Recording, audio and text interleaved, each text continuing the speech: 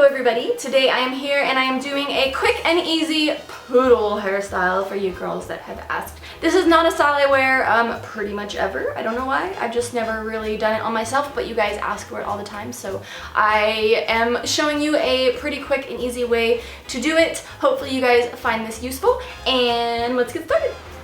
Okay, so the first thing I'm going to do is use my 450-degree Protect by Sexy Hair, and I'm going to spray it over my whole head, and this is going to protect my hair from the heat. Then comb that through. Now I'm going to start by curling my hair. And you want to do small sections over your entire head. Make sure they are small and even. And I'm using a 3/4 of an inch curling iron. And you want to curl the hair away from the part. Then slide the curl out. Then pin it in place with your pin curl clips. So I'm going to do the same type and size of curls over my entire head.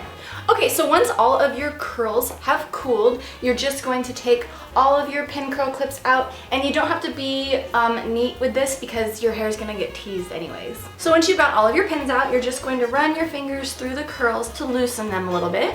Now, here's the tricky part.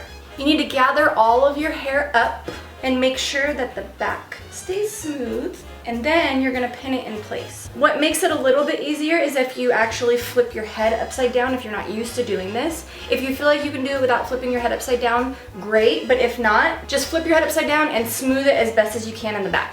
Now you can also use a comb for this to get it as smooth as you can. So I'm just gonna kind of do it section by section. So this is my first section, and then I'm gonna pin it in place. And then next section, and then I'm gonna do the side.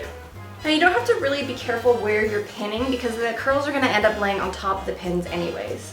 And if you feel like you need more stability, definitely crisscross your bobby pins.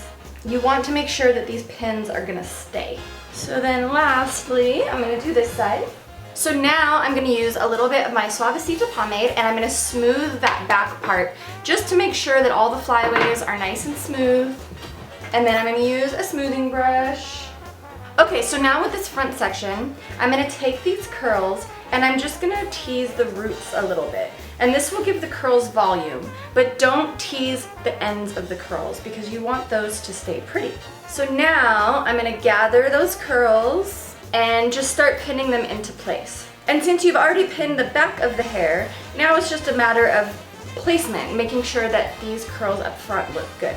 And also at this point, make sure that you are covering up those first bobby pins that you put in around the outer layer of your hair. Now when you get to the front, you want to be a little bit more careful because you want these curls to be pretty, so try to keep their structure if you can when you're pinning. So you can make it as tall or as short as you want it. It just depends on what you're comfortable with wearing. I find that if you're not used to vintage hair yet, a really super tall poodle feels really weird and awkward, so definitely do it the height that feels right for you and comfortable for you. But that's basically it. It's super easy to do on your own. You just have to really make sure that you get this back part really smooth, and that's kind of the key. And also, you don't have to worry about these curls being super neat, especially if you're a beginner. It's going to be a little bit more difficult. So you can go with a little bit more of a messy poodle when you're starting out, and it will be a little bit faster and a little bit easier. So hopefully you guys thought that was useful. Thank you guys for watching, and I will see you on the next one.